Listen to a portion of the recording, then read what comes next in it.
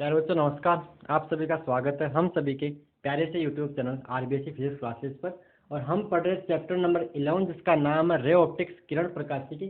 और किरण प्रकाशिकी का अपना आज लेक्चर थर्ड जिसमें अपन करने वाले हैं दर्पण की फोकस दूरी व वक्रता त्रिज्या में संबंध की। दर्पण की फोकस दूरी और वक्रता त्रिज्या में क्या संबंध होता है, तो आपने पढ़ा होगा या जानते हैं, 10th क्लास में पढ़ा था कि small F is equal to r/2, जहाँ पे स्मॉल एफ को बोलते हैं फोकस दूरी और आर को बोलते हैं वक्रता त्रिज्या। तो इसके लिए अपने क्या लेते हैं, मान लेते हैं उत्तल दर्पण, सॉरी एक मान लेते हैं, दोनों के लिए कर सकते हैं, उत्तल के लिए भी और अवतल के लिए भी। मैं इसको अवतल दर्पण से प्रूव करके बता रहा हूँ आपको। तो मान लेते हैं कि अपने पास ये कोई अवतल दर्पण है, ये कोई अपने पास एक अवतल दर्पण है। अवतल क्या होता है, जब लाइट किसमें जाए, गुफा के अंदर जाए, जैसे गुफा से बन रहा है, ये इसकी परावर्तक और ये इसकी सिल्वर सरफेस, यानी इधर अपने इसको पेंट कर रखा है, कलर कर रखा है।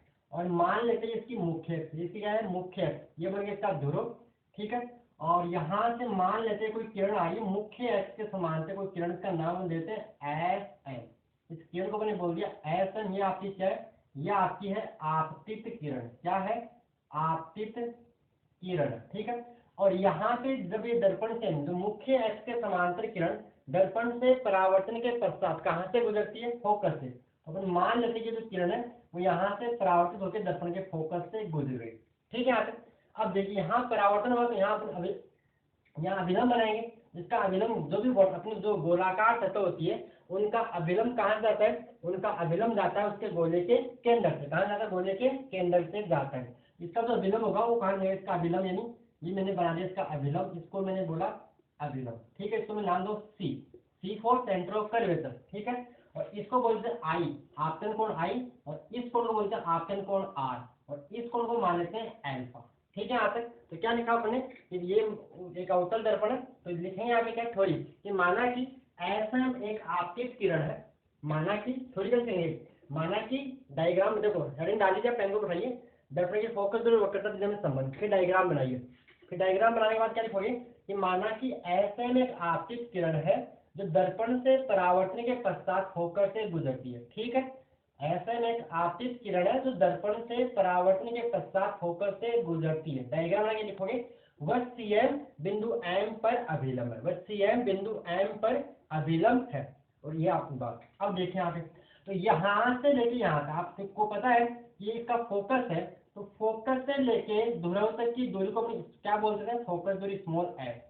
पता है आपको, लेक्चर सेकंड में सारी बातें बता देती। और वक्रता के अंदर और ध्रुव के बीच की दूरी को बोलते हैं वक्रता त्रिज्या। और सारी दूरियां कहाँ से मापते हैं, ध्रुव से मापते हैं। सारी दूरियां कहाँ से मापते हैं, दर्पण के ध्रुव से मापते हैं, आपका दर्पण का ध्रुव।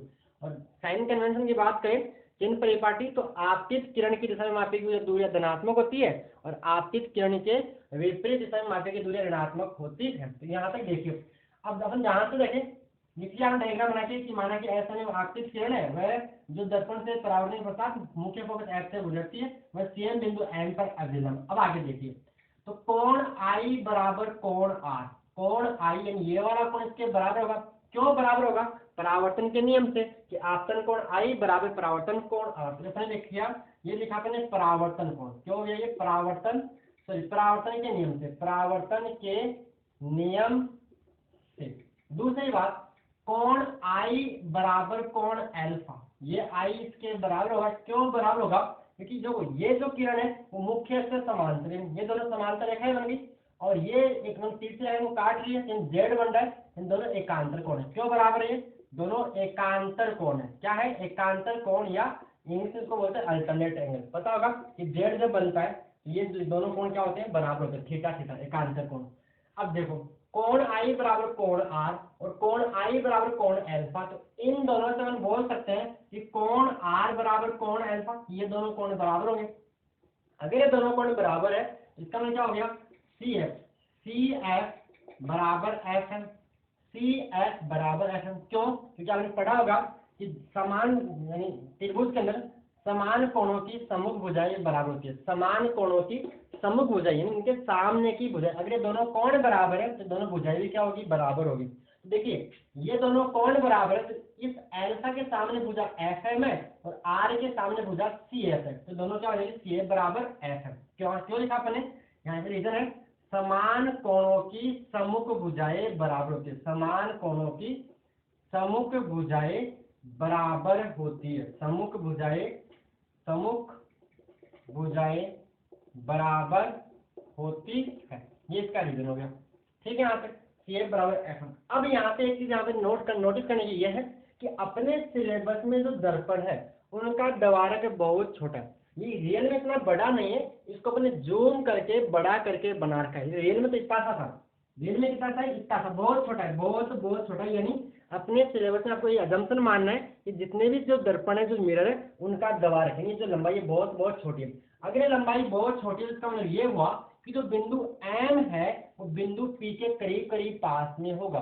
बिंदु P जो M है वो P के जैसे यहीं पे P और इसके जस्ट ऊपर ही M ऐसा होगा। तो अपन क्या कहें, यहाँ दर्पण का द्वारक, यहाँ दर्पण का द्वारक बहुत छोटा, यहाँ दर्पण का द्वारक बहुत छोटा है। द्वारक समझते ही होगा, जो दर्पण वर्ग के तार की लंबाई की, द्वारक बहुत छोटा है। अतः बिंदु P, अतः बिंदु M, ये वाला बिंदु M P के पास होगा, P के निकट होगा, P के निकट होगा। इसका मतलब ये हुआ कि P के निकट होगा। तो जैसे ये क्या बन गया आपका FP और ये क्या बन गया आपका FM। ये भुजा F, ये दूरी FP, ये भुजा FM, तो ये FM लगभग FP के बराबर होगा। तो यहाँ से बोल सकते हैं कि FM लगभग, इसका मतलब क्या है, लगभग FP के बराबर होगा। FM बराबर ऑलमोस्ट इक्वल टू FP। यहाँ तक क्लियर, FM लगभग FP के बराबर। अब जहां से देखें अपन तो देखिए CF FM के बराबर, CF FM के बराबर और FM FP के बराबर, CF FM के बराबर, FM FP के बराबर। इसका मतलब क्या हो गया कि CF FP के बराबर होगा, CF FM के बराबर और CF FM के बराबर ज्योमेट्री से, ज्यामिति से, और FM FP के बराबर दर्पण का द्वारक छोटा इसलिए। तो बोल सकते हैं कि मान लो समीकरण नंबर, इसका बोलो समीकरण नंबर 1, इसको बोलो समीकरण नंबर 2। तो समीकरण 1 व 2 से, समीकरण 1 व 2 से क्या बोल सकते हैं कि CF लगभग, जो CF है वो लगभग किसके बराबर होगा, FP के बराबर होगा। अब देखिए अपने को ये निकालने की F और R में संबंध। तो देखिए CP, इस दूरी CP को अपन लिख सकते हैं क्या, CP क्या आएगा, CP इसको लिखो सिंस, क्योंकि CP किसके बराबर है, CF प्लस FP के बराबर। यानी ये CP लिखना है तो CF प्लस FP, इसको लिखेंगे अपन क्या, CF प्लस FP। अब CF प्लस FP दोनों बराबर है तो मैं क्या कर दूं, इसको CF की जगह भी FP कर दूं और प्लस का FP। ऐसा क्यों किया, क्योंकि मेरे को FP का मान पता है किसके बराबर, स्मॉल f के बराबर है। तो यहाँ पे CP बराबर 2FP, या ऐसा नहीं लिख दो, CP बराबर 2 इंटू FP। कैसे, FP प्लस FP दो बार तो 2FP। अब CP का मान किसके बराबर है, R के बराबर, और F का मान किसके बराबर, 2 इंटू F। तो ये यहाँ से क्या आ जाएगा, F यानी R बराबर 2F, तो F बराबर R बटा 2, F बराबर R बटा 2। यहाँ पे एक चीज और कॉल कर सकते हो कि देखो ये अवतल दर्पण, इसका R क्या होगा, माइनस होगा, और इसका ये F क्या होगा भाई, माइनस R बराबर 2 इंटू माइनस है। अगर आप 3 के साथ रखोगे तो भी वो 3 कैंसिल हो जाएगा। अब सीधा आप याद रखिए, कंफ्यूज मत होना। R बराबर यानी R बराबर 2 है तो F बराबर R/2। ये अपन ने अवतल दर्पण के लिए सिद्ध किया। अगर आप इसको उत्तल दर्पण के लिए सिद्ध करोगे तो भी इसका आंसर ये आएगा। तो आपको तो ये याद रखना है कि F बराबर R/2, और एग्जाम में प्रूफ करने के लिए आता है तो आप इसको अवतल दर्पण के लिए प्रूफ कर देना। उत्तल के लिए सेम आती है, दर्पण कोई सा भी गोल दर्पण F बराबर R/2 होता है। लेकिन ये सही तभी है जब दर्पण का द्वारक बहुत छोटा हो। अगर दर्पण का द्वारक बड़ा है तो सूत्र सही नहीं होता, लेकिन वो अपने सिलेबस में है नहीं। वैसे सूत्र जो आता है R minus R/2 into sec theta आएगा, वो अपने सिलेबस में नहीं। वो कब है कि मान लो जो ये आपकी आपतित किरण, दर्पण का द्वारक छोटा नहीं होगा तो दूरी, यानी जो ये किरण होगी मतलब दूर होगी, इसको बोलते हैं पैराक्सियल किरण, उसको बोलते हैं मार्जिनल किरण। तो अपने सिलेबस में नहीं, आपको कंफ्यूज बिल्कुल नहीं होना। आपको याद रखना है F बराबर R/2, आपके लिए ये फोकस दूरी और वक्रता से बीच में संबंध, और आपको ना बोर्ड में मिलेगा वो। ठीक है, तो ये कब सही है, जब अपना दर्पण का द्वारक बहुत छोटा है तब आता है F बराबर R/2। तो ये हो गया आपका दर्पण की फोकस दूरी और वक्रता त्रिज्या में संबंध। जैसे मान लो आपके पास कोई सवाल है, यदि किसी दर्पण की फोकस दूरी यदि किसी दर्पण की वक्रता त्रिज्या 50 सेंटीमीटर है तो उसकी फोकस दूरी ज्ञात कीजिए। तो F बराबर 50/2 कर देंगे, कितना आएगा 25 सेंटीमीटर आ जाएगा। सवाल क्या, एग्जाम्पल आसान सवाल बोर्ड में एक बार पूछ सकते नंबर में कि यदि किसी दर्पण की फोकस दूरी 50 किसी दर्पण की वक्रता त्रिज्या 50 सेंटीमीटर है तो उसकी फोकस दूरी ज्ञात कीजिए, तो 50/2। मान लो उल्टा पूछ ले, यदि किसी दर्पण की फोकस दूरी 10 सेंटीमीटर तो वक्रता त्रिज्या ज्ञात कीजिए, तो क्या फोकस दूरी 10 r/2, तो r बराबर 2 × 10 यानी 20 सेंटीमीटर। यानी जो फोकस दूरी होती है वो वक्रता त्रिज्या की आधी होती है।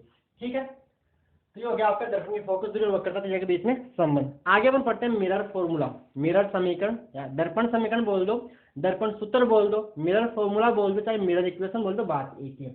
इसको आप छाप लीजिए, निकाल लीजिए, इसको समझ आपको आ गया होगा। और आगे निकाल लीजिए मिरर सूत्र, दर्पण सूत्र, हिंदी में बोलते हैं इसको दर्पण सूत्र। तो लिखिए आगे दर्पण सूत्र या दर्पण समीकरण। ठीक है, इसको मैं साफ कर रहा हूँ, इसको आप पॉज करके नोट कर लीजिएगा। ओके,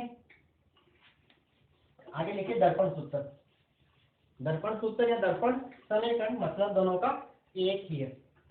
नेक्स्ट स्टडी दर्पण समीकरण, दर्पण समीकरण बोल दो, चाहे दर्पण सूत्र बोल दो, चाहे इंग्लिश में बोलना है मिरर फॉर्मूला बोल दो, मिरर फॉर्मूला बोल दो, चाहे मिरर इक्वेशन बोल दो, मतलब सबका एक ही है। तो आप हेडिंग लगा लीजिए दर्पण समीकरण या दर्पण सूत्र। ये क्या होता है, ये आपने पढ़ा होगा 10th क्लास में, देखो 1/s बराबर 1/v प्लस 1/u आता है। कैसे सिद्ध करेंगे, याद क्या, अब देखो यहाँ पे s क्या है, s को बोलते हैं फोकस दूरी, s को क्या बोलते हैं, s को बोलते हैं फोकस दूरी, v को बोलते हैं प्रतिबिंब दूरी, यानी जहां से इमेज बन रही है, फोटो बन रही है, प्रतिबिंब बन रहा है, प्रतिबिंब दूरी, और u को बोलते हैं बिंब दूरी। बिंब मतलब वस्तु, बिंब मतलब ऑब्जेक्ट, ऑब्जेक्ट मतलब वस्तु यानी वस्तु, बिंब दूरी, बिंब दूरी। तो ये होता है आपका दर्पण समीकरण। याद करना है 1/s बराबर 1/v प्लस 1/u। तो ये आता कैसे वो देखते हैं। तो पहले आप परिभाषा लिख लिए कि दर्पण की फोकस दूरी s, क्या लिखोगे, लिखिए इसके बारे में कि दर्पण की, लिखो इसके अंदर दर्पण की फोकस दूरी s, दर्पण की फोकस दूरी स्मॉल s, कोमा बिंब दूरी, कोमा बिंब दूरी u, वह प्रतिबिंब दूरी, वह प्रतिबिंब दूरी, प्रतिबिंब दूरी को बोलते हैं v, में संबंध दर्पण सूत्र कहलाता है, में संबंध क्या कहलाता है, में संबंध दर्पण सूत्र कहलाता है। ठीक है, कि एस वी और यू में जो रिलेशन है उसे अपन क्या बोलते हैं, दर्पण समीकरण बोलते हैं, मिरर इक्वेशन बोलते हैं। तो ये आपने परिभाषा लिख ली, और उसके बाद उसका देखिए प्रूफ। मैं इसको यहाँ से उठा रहा हूँ, फिर डायग्राम बनाते हैं, समझाता हूँ कैसे क्या होगा। तो देखिए आगे कितने यहाँ तक खड़ा है इसको, तो आगे देखिए इसका डायग्राम है, यहाँ तक लिख लिया, इसको उठा रहा हूँ और आगे इसका चित्र में बनाता हूँ, मेरे साथ साथ चित्र आप समझिए और फिर पॉज से डायग्राम बनाना। तो देखिए डायग्राम से कैसे बनाएंगे। मान लेते हैं अपने पास कोई एक अवतल दर्पण है, अपन अवतल दर्पण को काम में लेके सूत्र निकाल रहे, वो सेम सूत्र उत्तल के लिए वैलिड होगा, उसके लिए वैध होगा, वो मान्य होगा उसके लिए। कि मान लेते हैं अपने पास ये कोई अवतल दर्पण, मान लेते हैं अपने पास ये कोई अवतल दर्पण, ठीक है। इसको जैसे मैंने क्या कर दिया, पेंट कर दिया, पॉलिश कर दी, कलर कर दिया मान लो, और ये वाला जो सतह इसका परावर्तक सतह, और मान लेते हैं ये मुख्य अक्ष, ये क्या मुख्य अक्ष, ये क्या बन जाएगा, P बन जाएगा। और मान लेते हैं यहाँ पे सी है वक्रता केंद्र, सी यहाँ पे कोई वक्रता केंद्र है, और अपने किसी वस्तु को रखा, किसी ऑब्जेक्ट को रखा, जैसे मान लो मार्कर है, इसको यहाँ पे रख दिया है। तो मान लेते हैं अपने यहाँ पे एक वस्तु रखी, जिसको मैं नाम बोल रहा हूँ, इसको ए बोला, इसको ए बी कोई वस्तु है, ठीक है। अपने को इसका क्या बनाना है, प्रतिबिंब बनाना है। तो प्रतिबिंब बनाना आपको आता है, जैसे मैंने पढ़ा आपने अवतल दर्पण से प्रतिबिंब निर्माण। ये कहाँ रखा हुआ है, वैसे सी और एस के मध्य, सी और अनंत के बीच में रखा हो, तो प्रतिबिंब सी और एस के मध्य बनेगा। तो ऑप्टिक्स में किरण प्रकाशिकी में किसी भी पॉइंट की या किसी भी बिंदु की इमेज बनाने के लिए कम से कम 2 किरणों की आवश्यकता होती है। तो अपन क्या करते हैं, आपने इस बी की इमेज बनानी है, तो बी से 2 किरण निकालते हैं। अब आपको मैंने 4 किरणें बता रखी, एक मुख्य अक्ष से समांतर जाती है, वो फोकस से जाती है, और जो फोकस से आएगी वो मुख्य अक्ष से समांतर जाती है, सी से जाती है वो सी से वापस आ जाती है, और चौथी जो पी पे जाती है वो पी से बराबर कोण, यानी मुख्य अक्ष से बराबर कोण आती है। लेक्चर 2 देखे आप आए होंगे, या आपको नियम आते होंगे क्या, गोल दर्पण से प्रतिबिंब निर्माण के नियम, तो वही देखिए। तो यहाँ से इमेज बनाने के लिए मैंने एक किरण ली मुख्य एक्स के समांतर। मुख्य एक्स के समांतर जो किरण जाती है वो दर्पण से परावर्तन यानी इसकी परावर्तक पथ है, दर्पण से परावर्तन के पश्चात मुख्य फोकस से गुजरती है। कहाँ से गुजरती है?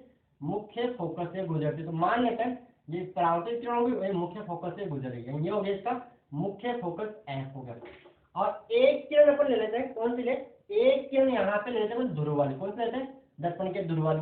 जो किरण दर्पण के ध्रुव पर आपतित होती है वो मुख्य एक्स से बराबर कोण बनाती है, यानी यहाँ एक थीटा कोण पे आई है तो यहाँ से ये थीटा कोण पर ही वापस जाएगी, थीटा कोण पर ही चली जाएगी। ठीक है, तो ये बनी किसकी इमेज? ये दोनों देखो, ये कोण भी कितना होगा? थीटा होगा। तो ये इमेज किसकी बनी? यहाँ इमेज मतलब प्रतिबिंब किसका बना? बी का। तो इमेज बनी बी की, यानी बी डैश। इसको मैं क्या लिख दिया? बी डैश लिख दिया। अब अगर आप यहाँ कोई बिंदु लोगे तो वो कहीं यहाँ आएगा, एक ही इमेज क्या बनेगी? यहाँ भाई देखो, ऐसे बनाने के लिए ऐसे किरण गई और वापस यहाँ टकराएगी और वापस आ जाएगी, क्योंकि अभिलंबों का आपतन होगा। तो आप यूं दिमाग लगा दीजिए कि बी यहाँ से बनेगा तो यहाँ से लाइन खींच दो, यहाँ से क्या खींच दो? लाइन खींच दो, और ये बन गई बी की और ये बन गई, इसको बोल दो ए डैश। ठीक है, कोई डाउट इसके अंदर? इसका नाम दिया ए डैश बी डैश, और इसको नाम दे दो आप एम। क्या नाम है इस बिंदु को? इस पॉइंट को नाम दे दो आप एम नाम दे दीजिए। यह आपका हो गया डायग्राम। अब देखिए ये क्या है? बिंब है। तो यहाँ से लेके दर्पण के ध्रुव से यहाँ से लेके यहाँ तक दूरी क्या होगी? ये यू होगी। यू यहाँ पे क्या है? बिंब दूरी। यू यहाँ पे क्या है? बिंब दूरी। और यह क्या बना? प्रतिबिंब बना। और सारी दूरियां कहाँ से मापते? ध्रुव से मापते हैं। तो यहाँ से देखो, मैं थोड़ा लाइन को इधर बाहर निकाल रहा हूँ क्योंकि ये थोड़ा से वक्राकार से बाहर आ रहा है, और सारी दूरियां कहाँ से मापते हैं? ध्रुव से मापते हैं। तो यहाँ से लेके यहाँ तक, कहाँ से लेके कहाँ तक? यहाँ से लेके यहाँ तक, ये क्या बन जाएगा? ये बन जाएगा वी। वी मतलब प्रतिबिंब दूरी। प्रतिबिंब कहाँ बना? और यह आपका मुख्य फोकस। तो मुख्य फोकस से लेके ध्रुव की बीच की दूरी को बोलते हैं फोकस दूरी, यानी दिखाते किससे? स्मॉल एफ से। तो यहाँ से लेके यहाँ तक ये बन गया आपका स्मॉल एफ। कहाँ से? पी से लेके कैपिटल एफ तक। किधर यहाँ तक? अब आसान है, अब कुछ नहीं, अब तो त्रिभुज देखना है। डायग्राम आपको समझ में आ गया, तो आप पॉज करके एक बार डायग्राम बना लीजिए, फिर आगे देखिए। डायग्राम को अच्छे समझ के बना लीजिए। बुक में एक किरण और निकाल के आपकी बुक में यहाँ सी से लड़की सी का आगे तो सी से एक किरण और निकाल के बुक के अंदर, उसका कोई मतलब है नहीं, तो मैंने यहाँ पे नहीं बनाई है। मैंने दो ही बनाई, जैसे डायग्राम थोड़ा सा मतलब टफ नहीं बने, मतलब ज़्यादा हो जाएगी नहीं तो कंटिन्यू हो जाएगा, इन सब काम हो जाएगा। अब आगे देखिए, आगे क्या? देखो एक त्रिभुज देखिए, त्रिभुज कौन से में? ए डैश बी डैश व एफ के साथ कौन सा त्रिभुज देखिए आप? N F P. क्या लिखेंगे? देखिए त्रिभुज कौन से में? त्रिभुज A dash B dash F व त्रिभुज A dash B dash F त्रिभुज पी एम एफ। दिख गया त्रिभुज? देखो इसको में जो पीएम लाइन है, पीएम जैसे तो वक्राकार रेखा, पीएम जैसे तो क्या है? वक्राकार रेखा। अपन चाहते काम और कर सकते, यहाँ से एम से लंब डाले, उसको पी डैश बोले, वो काम यहाँ पे नहीं कर रहा। क्यों नहीं कर रहा? वो भी कर सकते हैं क्योंकि अपना जो दर्पण है उसका द्वारक बहुत छोटा है। तो पीएम जो लाइन वक्राकार रेखा ना होकर लगभग एक सरल रेखा होगी। क्या बोला मैंने? कि जो अपने सिलेबस में जितने भी दर्पण उनका द्वारक बहुत छोटा है, यानी ये जो दूरी बहुत छोटी है। तो ये जैसे मैंने वक्र बोला, तो इसको लगभग, इसको क्या मान लेते? लाइन ही मान लेते, यहाँ पे पी और यहीं पे एम, इसको लगभग क्या अपन सरल रेखा मान सकते हैं। तो पीएम एक लगभग सरल रेखा है, तो इसको सिर्फ त्रिभुज बोल दिया, एफ पी एम या P M F, P M F. PM लगभग सरल रेखा है। क्यों सरल रेखा है? क्योंकि दर्पण का द्वारक यहाँ पे बहुत छोटा है। लिख दो ऐसे, या लिख दो, यहाँ दर्पण का द्वारक बहुत छोटा है। क्या लिखेंगे? यहाँ दर्पण का द्वारक बहुत छोटा। अपने सिलेबस में जितने भी दर्पण है सारे सबका द्वारक बहुत छोटा। अगर आप ये लाइन याद कर लोगे आपका 50% काम आसान हो जाएगा। यहाँ दर्पण का द्वारक, दर्पण का द्वारक दिख रहा है? लिख लो, नहीं तो यहाँ दर्पण का द्वारक बहुत छोटा है, बहुत छोटा है। अतः पीएम को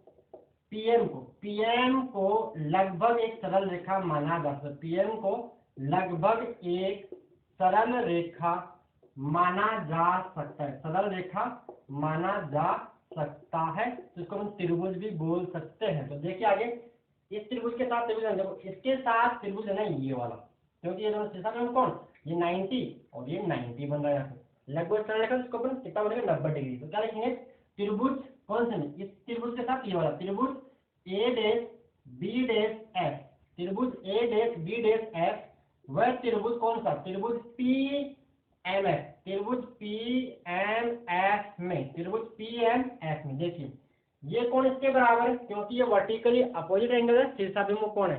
इनको क्या बोलते हैं, शीर्षाभिमुख कोण। और शीर्षाभिमुख कोण क्या होते हैं, बराबर होते हैं। तो हम बोल सकते हैं कि पहला यहाँ पे क्या लिखे अपन, यहाँ पे कौन सा कि B dash F, B dash F A dash कोण, कोण बी डैश, ये वाला कोण B dash F A dash बराबर में लिख रहा हूँ क्या, बराबर लिख रहा हूँ M F P, M F P, यानी ये वाला कोण इसके बराबर। क्यों बराबर है, शीर्षाभिमुख कोण है। ठीक है, दूसरी बात ये इसमें 90, ये क्या होगा 90, क्योंकि पेड़ में एक लगभग सरल रेखा है तो ये 90 डिग्री यहाँ पे 90 10 की पावर 90। तो दूसरी बात हम बोल सकते हैं कि कोण बी डैश ए डैश एफ, ये वाला देखो जो भी कोण अपन बीच में, जो आपको पता होगा एफ की बात करें तो ये बीच में आ गया, यहाँ पे ए डैश की तो ए डैश बीच में आ गया, बराबर क्या आएगा, बराबर आएगा कोण बी डैश यानी M P F, M P F यानी ये 90 तो ये भी 90।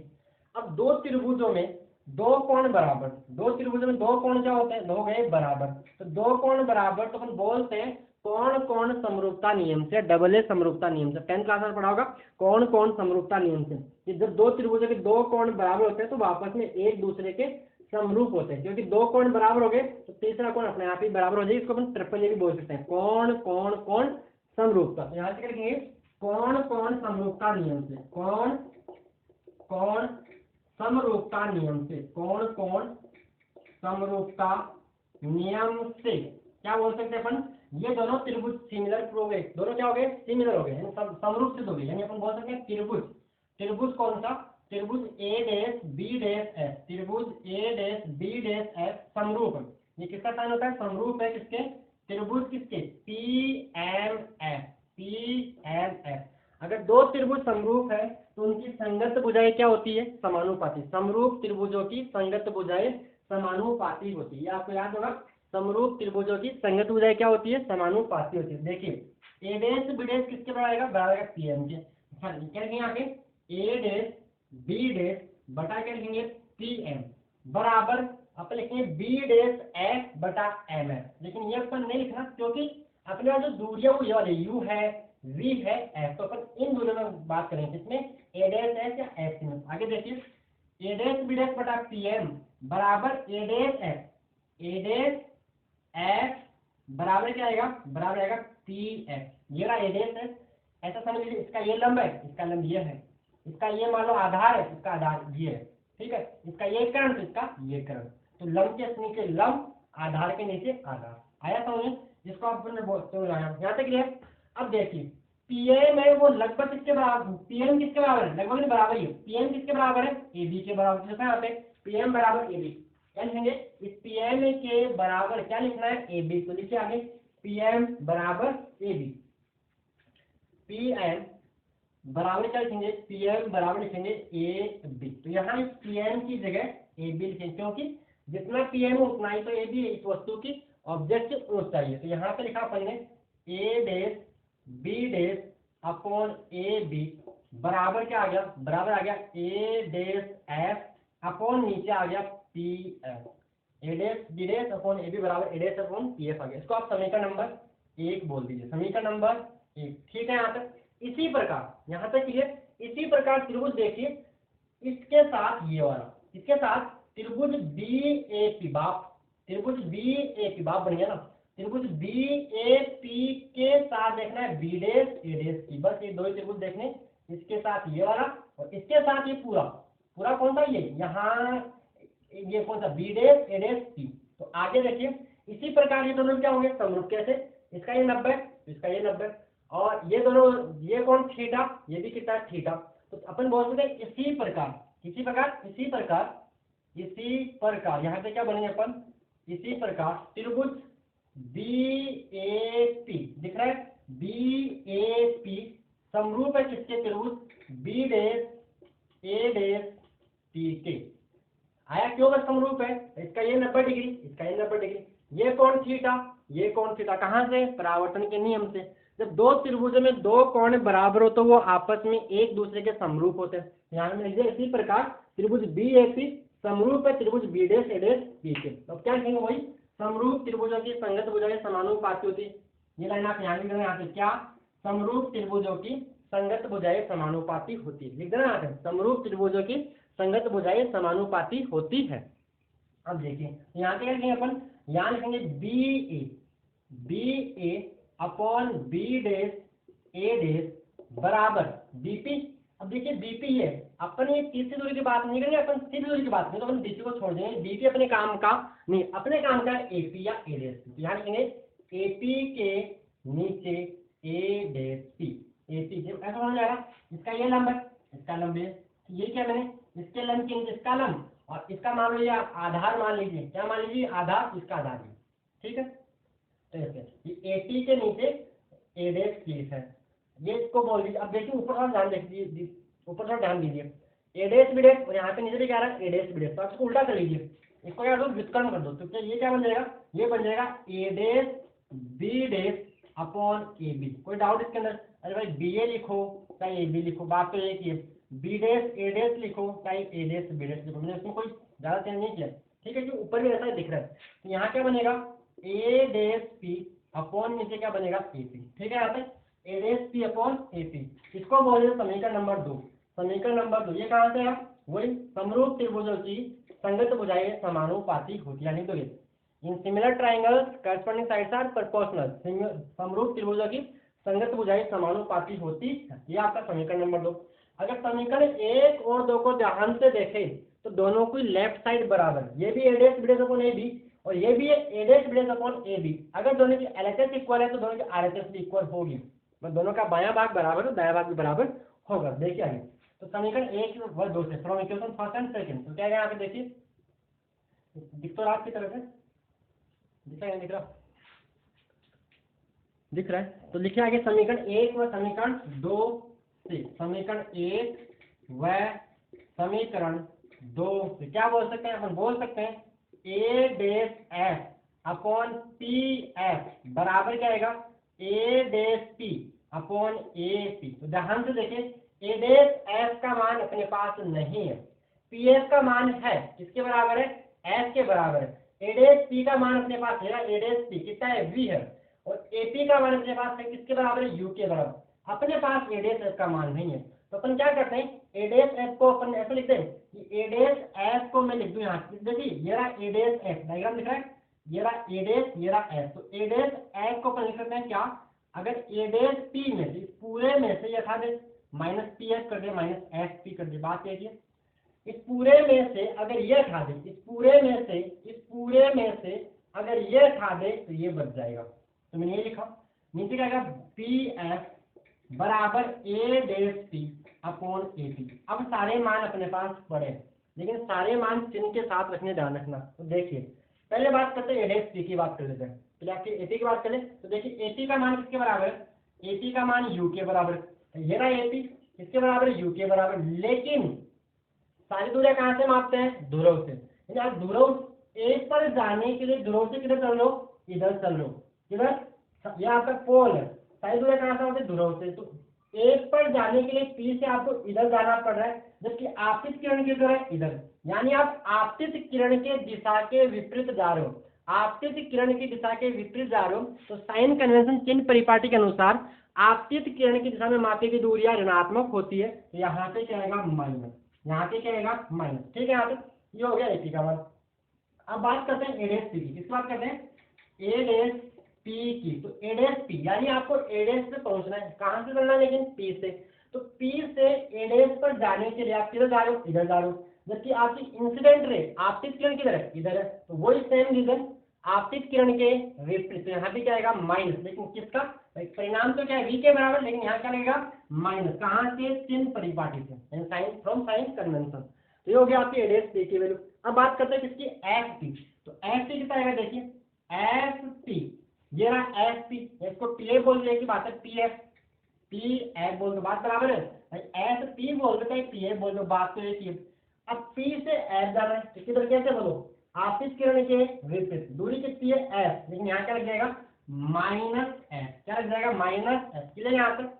अब ये सारे मान उठा के इसमें रख दीजिए, ए डैश पी का मान आया माइनस का वी, माइनस एफ पी और पी एक, एफ पी और पी एफ तो एक ही हुआ, यहाँ पे माइनस तो इसमें आ रहा है और ये खुद किसका आ गया माइनस का, ध्यान रखना है, ब्रैकेट में बंद कर दो, और नीचे पी एफ इसके बराबर माइनस एफ के बराबर। आगे बात करते हैं ए डेश पी किसके बराबर है माइनस वी, और फिर आ रहा है नीचे ए पी किसके बराबर माइनस यू के बराबर। किधर यहाँ तक, अब इसको सोल्व करना है, इसमें कुछ बता नहीं है, इसको केवल क्या करना है सोल्व करना। देखिए माइनस वी क्या बन जाएगा माइनस वी, ये माइनस माइनस प्लस यानी प्लस एफ अपॉन नीचे क्या आएगा minus F is equal to minus minus cancel यानी वी बाई यू, ठीक है यहाँ तक ओके क्लियर। अब इसको क्या करते हैं अपन क्रॉस मल्टीप्लाई, वजह गुणन करने से, तो क्या हो जाएगा देखिए u इंटू इस u को इधर मल्टीप्लाई कर दो पूरे के साथ, अकेले था नहीं पूरे के साथ, तो इसको पूरे के साथ 10, तो बन जाएगा u into minus V plus F बराबर v इंटू माइनस का एफ, इसको इधर गुणा कर दिया। अब देखिए बन जाएगा u इंटू माइनस यानी माइनस का u v प्लस का u f बराबर v plus minus and minus का v f। तो अपन ऐसा करते हैं u f इस माइनस वी एफ को उठा के इधर लाते तो प्लस का वी एफ, और इस माइनस यूवी को इधर तो क्या बनेगा प्लस का यूवी बन जाएगा। ठीक है यहाँ तक। अब या तो ये बोल दो दोनों तरफ यूवी से भाग देने पर, या आप समझदार हो तो यूवी को उठा के नीचे ले आइए, यहाँ क्या बच जाएगा एक बच जाएगा। इसको ऐसा लिख दो अपन U F plus F V upon नीचे यूवी बराबर ए बोल सकते हैं, या तो ऐसे लिख लीजिए, ये समझ लेना अच्छी बात है, नहीं आया तो कोई बात नहीं, आप यहाँ ये भी बोल सकते हो दोनों तरफ यूवी से भाग देने पर, दोनों तरफ यूवी से भाग देने पर, दोनों तरफ यूवी से dividing both side by UV, दोनों तरफ यूवी से भाग देने पर, ठीक है बन जाएगा U F plus F V upon यहाँ पे यूवी और यहाँ पे यूवी बटा यूवी क्या बन जाएगा एक बन जाएगा, ये बन जाएगा U F plus F V upon नीचे यूवी बराबर क्या बनेगा एक बनेगा। अब देखिए इस यूवी का आप जानते हो ए प्लस बी बटा सी होता है, इसका मतलब A by C plus B by ये होता है, तो सेम काम यहाँ पे होगा, यूवी का डिवाइड यूएफ में भी लगेगा और यूवी का डिवाइड एफ वी में भी लगेगा, तो ये बन जाएगा कितना आपका U F upon UV plus F V upon UV बराबर यू से यू कैंसिल, यहाँ वी से वी कैंसिल, बचा क्या F upon V plus F upon U बराबर एक बचा यहाँ से। ठीक है, अब यहाँ से एफ एफ कॉमन, यहाँ भी एफ कॉमन, तो एफ आ गया कॉमन, तो बचा क्या one upon V plus one upon U बराबर क्या बचा एक बचा। इस एफ को नीचे रहते भाई यहाँ किसमें मल्टीप्लाई में, इधर किस हो जाएगा डिवाइड में, तो बन जाएगा one upon V plus one upon U बराबर वन अपॉन एफ। तो आप बोल सकते हो इसके बाद मैं लिखता हूँ अतः क्या आएगा वन अपॉन एफ बराबर one upon V plus one upon U, यह आपका बन गया दर्पण सूत्र, दर्पण समीकरण। एक चीज ध्यान रखना, जब आप न्यूमेरिकल सोल्व करोगे तो यहाँ यू वी और एफ की वैल्यू विद साइन चिन्ह के साथ रखनी है। चिन्ह कैसे, आपतित किरण की दिशा में प्लस और आपतित किरण की विपरीत दिशा में माइनस, यानी यहाँ पे आप U V and F with sign यानी चिन्ह के साथ रखने, ये ध्यान रखना कब जब सवाल हल करोगे। तो आप यहाँ तक इसको नोट कीजिए, ये आपकी मिरर इक्वेशन दर्पण सूत्र है। इसको और भी चाहिए दो तरीके, लेकिन आपको बुक में ये रखा है, मैंने आपको उसी से बताया। ठीक है, आप इसको नोट कर लीजिएगा U V and F with sign. समझ आ गया अच्छी तरह से, पॉज कर लीजिए, पॉज करिए, इसको नोट कर लीजिएगा, जो बातें मैंने बोली यहाँ पर लिख लेगा आप। यहाँ एक प्रकार लिखोगे समरूप त्रिभुज संयुक्त समानुपाती यहाँ से और एक बार यहाँ भी, ठीक है, यहाँ समरूप त्रिभुज समानुपाती होती है। ठीक है, तब इसको पॉज कर नोट कीजिए, फिर आगे बात करते हैं आवर्धनता मैग्निफिकेशन। आवर्धनता क्लियर यहाँ तक, ओके, पॉज करके नोट कर लीजिएगा। आगे बात करते हैं इसका मैग्निफिकेशन क्या होता है आवर्धन। ठीक है, हटा दे इसको, चलिए बताते हैं।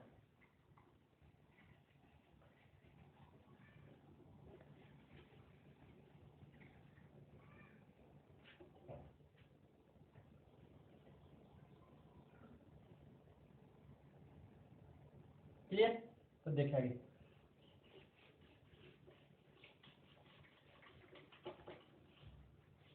आगे लिखिए आवर्धनता मैग्निफिकेशन। क्या आवर्धनता, या इसको बोलते हैं दिखाते किससे स्मॉल एम से, और इसको इंग्लिश में बोलते हैं मैग्निफिकेशन। क्या बोलते हैं मैग्निफिकेशन, MAGNI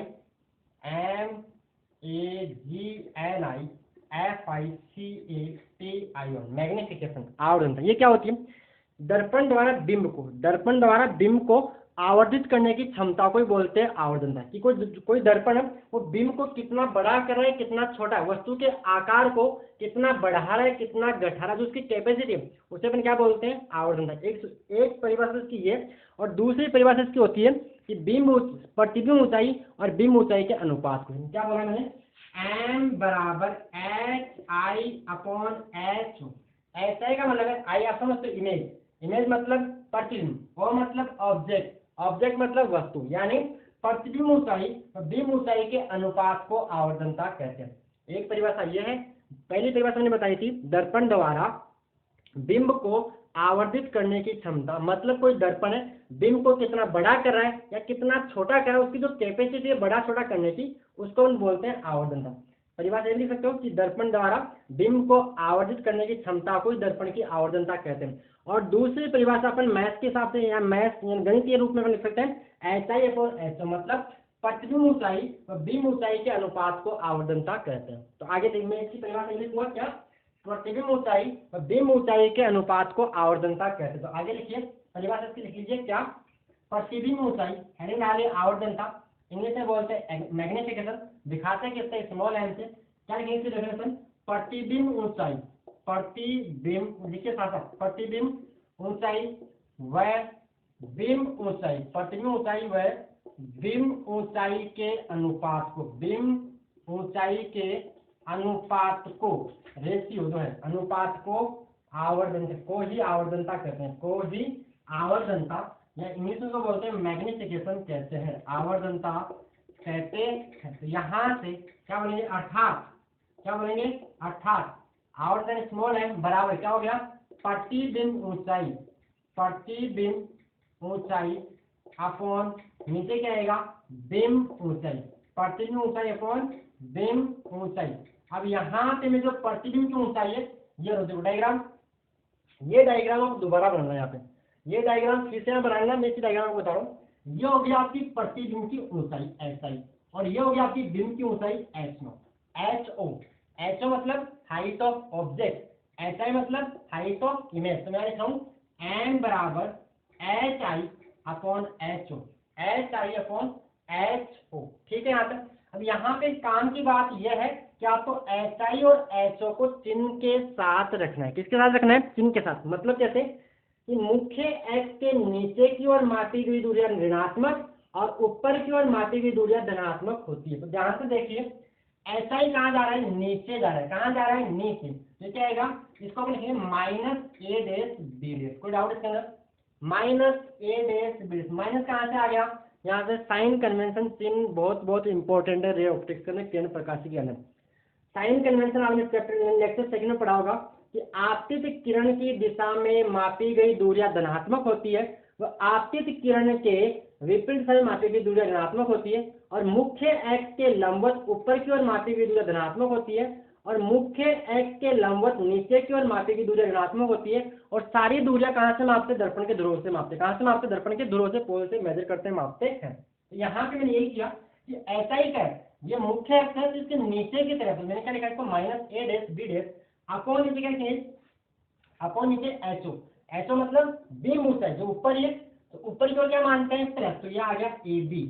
यानी अपने इसको आगे लिखिए, आप यहाँ लिखिए SI/HO, और इसके आगे आप लिखोगे क्या, इसके आगे आप लिखोगे, यहाँ लिख लिया होगा प्रतिबिंब ऊंचाई और बिंब ऊंचाई के अनुपात को आवर्धनता कहते हैं। इसका दिखा रहा हूँ।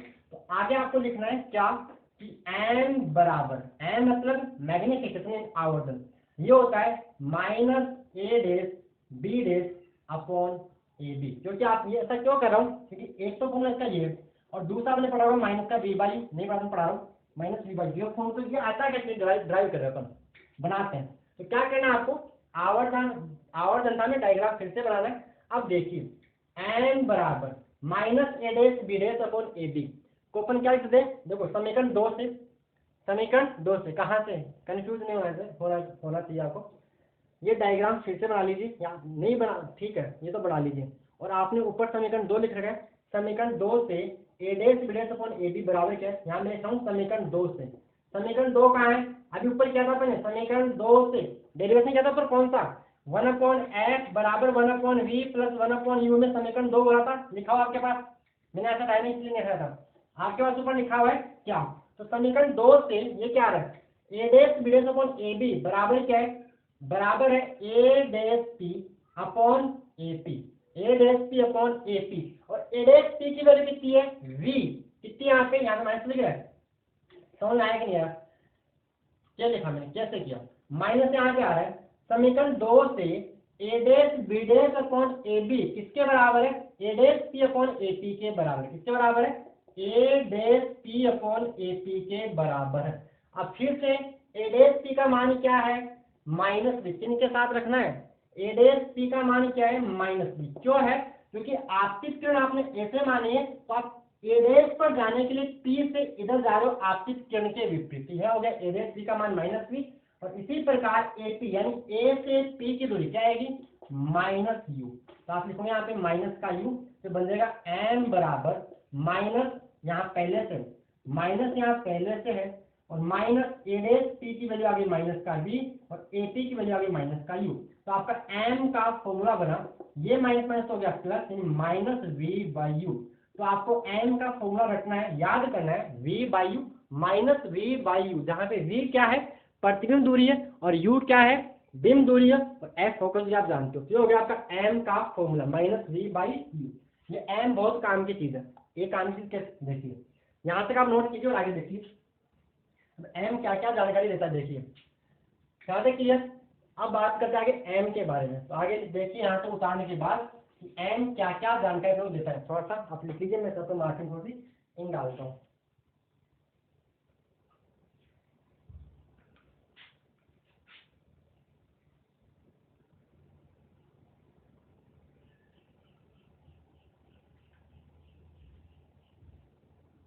हो गया यहाँ पर,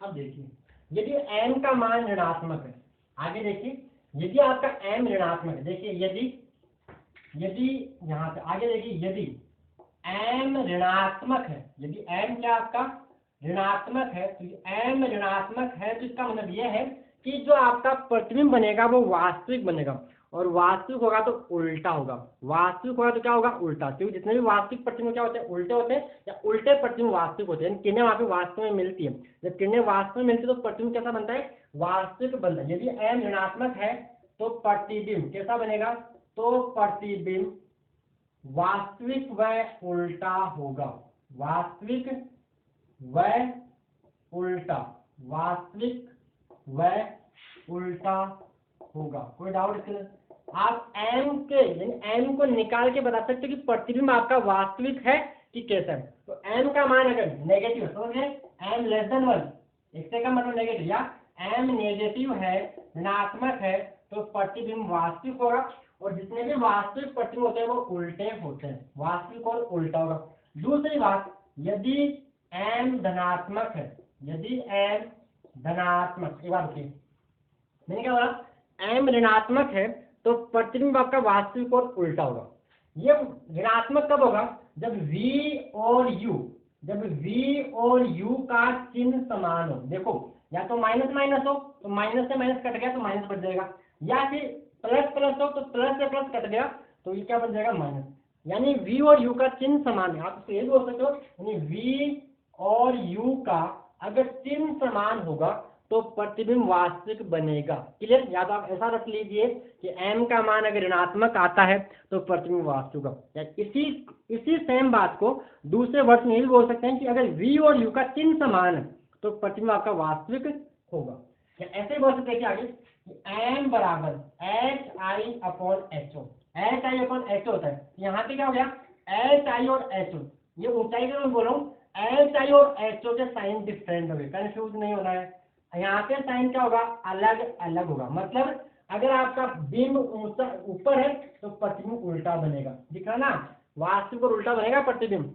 तो इस रूप में बोलो, अगर प्रतिबिंब ऊपर तो इसका सॉरी बिंब ऊपर तो प्रतिबिंब नीचे, यानी दोनों उल्टे बनेंगे। तो अगर यहाँ पे क्या, एच आई और एच ओ के साइन डिफरेंट अलग अलग होंगे, तब आपका प्रतिबिंब कैसा होगा, वास्तविक। एच आई मतलब प्रतिबिंब ऊंचाई और बिंब ऊंचाई का चिन्ह अलग अलग होगा तो वास्तविक, या v और u सेम साइन के तो वास्तविक। ठीक है, इसको आप बोल सकते हो। तो याद ऐसे ही करना है, मैंने आपको समझा दिया कि अगर m का मान ऋणात्मक आता है तो प्रतिबिंब आपका वास्तविक होगा, और वास्तविक होगा तो उल्टा होगा। दूसरा केस ये बनता है कि यदि m धनात्मक है, यदि m धनात्मक है तो प्रतिबिंब क्या होगा, तो प्रतिबिंब आभासी होगा। क्या होगा, तो प्रतिबिंब आभासी मतलब वर्चुअल, वर्चुअल मतलब काल्पनिक, इमेजिनरी।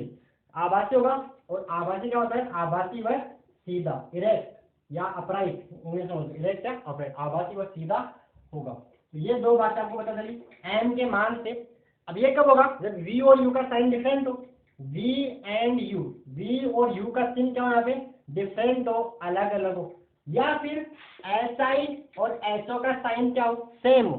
साइन क्या हो, सेम, या दोनों माइनस के हो या दोनों प्लस के हो। तो सेम हो मतलब इधर ही आपकी वस्तु बिंब और इधर आपका प्रतिबिंब सीधा बन रहा है, और सीधा कैसा होता है, आभासी। तो ये बातें क्लियर कि यहाँ अगर m का मान ऋणात्मक है तो प्रतिबिंब वास्तविक, और m का मान धनात्मक है तो प्रतिबिंब आभासी होगा।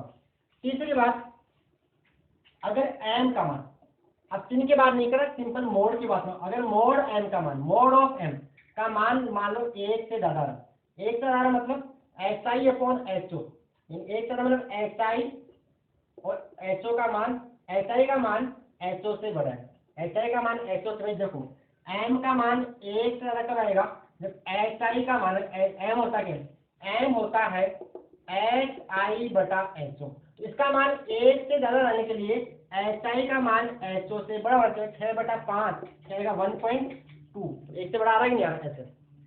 तो यहाँ पे अगर m का मान 1 से बड़ा है तो आपका प्रतिबिंब, यानी प्रतिबिंब की ऊंचाई बिंब की ऊंचाई से ज्यादा होगी, यानी आपका जो प्रतिबिंब हो कैसा बनेगा, प्रतिबिंब आपका बनेगा आवर्धित, मैग्नीफाइड। कैसा बनेगा, आवर्धित मतलब बिंब से बड़ा बनेगा, बिंब से बड़ा मतलब वस्तु से बड़ा बनेगा, बिंब से बड़ा बनेगा।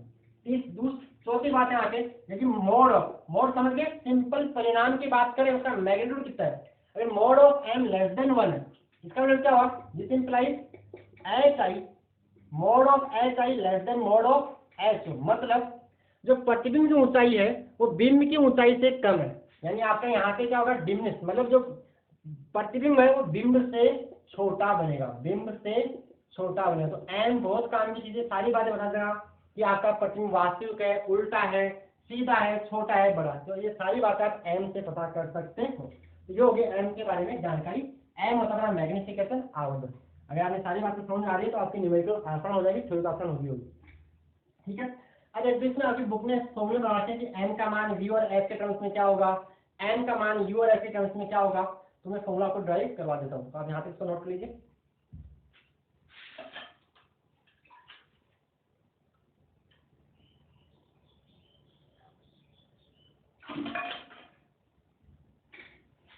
क्लियर है तक?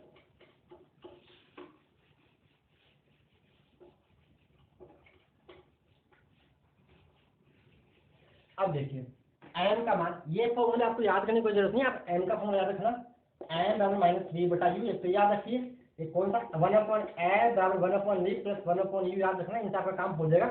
अब जो फॉर्मूला बता रहा हूँ वो एग्जाम में मानो बोर्ड में प्रूफ करने के लिए आ जाता है, आपको पता होना चाहिए कैसे प्रूफ करते हैं, बाकी याद उसको रखने की कोई जरूरत वैसे नहीं, न्यूमेरिकल के लिए उसको ज्यादा काम वो आएंगे नहीं, लेकिन फॉर्मूला देख लीजिए, पता होना चाहिए। तो आगे देखिए m का मान v व s के पदों में, आगे जो फॉर्मूला है m को v और s के रूप में क्या लिख सकते हैं। तो आगे लिखिए m का मान, m मतलब मैग्निफिकेशन मतलब आवर्धन, m का मान v व s के पदों में in terms of v and s। तो देखिए आप जानते हो कहाँ से, फ्रॉम मिरर इक्वेशन, दर्पण सूत्र से आप जानते हो, दर्पण सूत्र से, कहाँ से, दर्पण सूत्र से 1/f बराबर 1/v प्लस 1/u, ये होता है 1/f बराबर 1/v प्लस 1/u। आप इसको v से गुणा कर दीजिए, आप इसको v से क्यों किया, क्योंकि मेरे को पता है m क्या होता है, -v/u होता है, तो मेरे को v/u कहीं ना कहीं चाहिए, तो यहाँ से v लाना चाहता हूँ, तो क्या करा मैंने, v से गुणा कर दिया। तो आप क्या करो, दोनों तरफ v से गुणा करने पर, दोनों तरफ v से गुणा करने पर क्या बनेगा, देखिए यहाँ बनेगा v/f बराबर v/v प्लस v/u, तो ये बना v/f v बटा u बनेगा 1 प्लस v बटा u। यहाँ से अपने को मिला v बटा u यानी v बटा f प्लस 1 -1 बराबर v बटा u। तो v बटा u बराबर मैं लिख सकता हूँ यहाँ से ये आ गया f ऐसे v minus F upon F, v minus F upon F. अब m क्या होता है, तो m होता है माइनस v बटा u। अब v बटा u की वैल्यू क्या है, तो m बराबर बन जाएगा आपका, यहाँ लिखा हूँ m बराबर माइनस v बटा u, तो माइनस से यहाँ पे, और v बटा v की वैल्यू v बटा u की वैल्यू यानी क्या आएगा माइनस यहाँ पे यानी v minus F upon F. ये आ गया आपका मान m का मान v और s के पदों में। आप चाहो तो इस माइनस को अंदर बैठ दो तो आप ये भी लिख सकते हो f minus v upon F, भाई माइनस माइनस प्लस प्लस, इसको ऐसा भी लिख सकते हैं लेकिन आपको ऐसा लिख के रखिए m बराबर minus v minus F upon F, v minus F upon F, जहाँ पे f होती है फोकस दूरी, अवतल दर्पण की फोकस दूरी ऋणात्मक होती है, उत्तल दर्पण की फोकस दूरी धनात्मक होती है। क्लियर। आगे बात करते हैं m का मान u व f के पदों में। किसका मान, m का मान u व f के पदों में। तो वही दर्पण सूत्र आप जानते हो क्या, सेम देखो ये m का मान ही आ गया, चाहो तो आपको निकाल लीजिए, मैं क्या करूँगा उससे दोनों से भाग कर दूंगा, सॉरी भाग क्या गुणा कर दूंगा। दर्पण सूत्र से, दर्पण सूत्र से क्या होता है 1 अपॉन ए बराबर 1 upon V plus 1 upon U. यहाँ पे हम क्या करें, यहाँ पर निकालने में चाहिए हमें v बटा u चाहिए, लेकिन इस बार v नहीं आना चाहिए। पिछली बार क्या था भाई v और s लाना है तो u नहीं लाना था, तो हम क्या करें यहाँ से u और s को चाहिए तो आप u से गुणा कर दो, दोनों तरफ u से गुणा कर, दोनों तरफ u से गुणा करने पर देखिए v और s के पदों में तो v से गुणा कर दिया, u और s के पदों में तो u से गुणा कर दिया, तो क्या बन जाएगा इधर भी u गुणा 1 यानी u बटा f, इधर u गुणा 1 यानी u बटा v प्लस u बटा u। तो क्या बन जाएगा u by f plus u by v plus 1। ठीक है, तो यहाँ इसके बाद देखिए इधर u बाई f प्लस 1, इधर क्या बन जाएगा प्लस 1, इधर क्या बन जाएगा माइनस 1। तो u by f minus 1 is equal to यहाँ पे क्या बता u बाई v। तो यहाँ से एलसीएम क्या आएगा f आएगा, तो u minus F upon F is equal to u by v। ठीक है, तो आपने क्या चाहिए v बाई u चाहिए, तो इसको उल्टा लिख दिया अपन ने, u बाई v बराबर है u minus F upon F. तो v बाई u क्या हो जाएगा f upon u minus F. समझ आ गया ऐसा क्यों किया, क्योंकि m क्या होता है, m होता है माइनस v बाई यू, यानी अपने को v बाई यू की वैल्यू चाहिए, तो इसको अपने v बाई यू की वैल्यू लिया किसके रूप में f और u की टर्म्स में, in terms of u and f। तो देखिए अतः m बराबर माइनस v बाई यू, तो m बराबर minus f upon u minus, मैंने कुछ नहीं किया, इस v बटा u की जगह इसकी वैल्यू क्या आ रही है f और u के टर्म्स में, f upon u minus f को यहाँ पे लिख दिया, तो बन जाएगा m बराबर माइनस यहाँ पे फॉर्मूले का है और इसकी वैल्यू है v बाई यू की है f upon u minus f। ये आ गया आपका m का फॉर्मूला इस रूप में, इन टर्म्स है f और u के टर्म्स है। आपको याद अच्छी बात है, वैसे इन दोनों फॉर्मूले को याद करने की कोई जरूरत नहीं है, याद है अच्छी बात है, बुराई नहीं है। अगर मान लो सीधा f और u देखो तो आप m निकाल सकते हो, f और v देखो तो आप m निकाल सकते हो, लेकिन याद करने की जरूरत नहीं, हो जाए अच्छी बात है। आप याद रखिए कौन सा, एक तो मिरर फॉर्मूला दर्पण सूत्र कौन सा ये वाला, और एक m का जो ओरिजिनल फॉर्मूला कौन सा माइनस का v बाई यू, ये आप याद रखिए सवाल करने के लिए। ठीक है, ये आ गया आपका m का मान, यहाँ तक ये होता है आज के लिए बहुत है, और इसमें कुछ बचा नहीं मेरे हिसाब से। अब आगे आपकी बुक के एग्जाम्पल्स तो करवानी है, लेकिन आपकी बुक के एग्जाम्पल्स करवाने से पहले मैं आपको एक वीडियो और बनाऊंगा जिसमें आपको 1-2 सवाल कराऊंगा, जिससे आपका दर्पण का कंसेप्ट क्लियर हो जाएगा, वो मेरी तरफ से कहूँगा मैं। ठीक है, यहाँ पे इसमें इतना ही। अगर वीडियो अच्छा लगे वीडियो को लाइक कर दीजिएगा और चैनल को सब्सक्राइब कर लीजिएगा। ओके, धन्यवाद।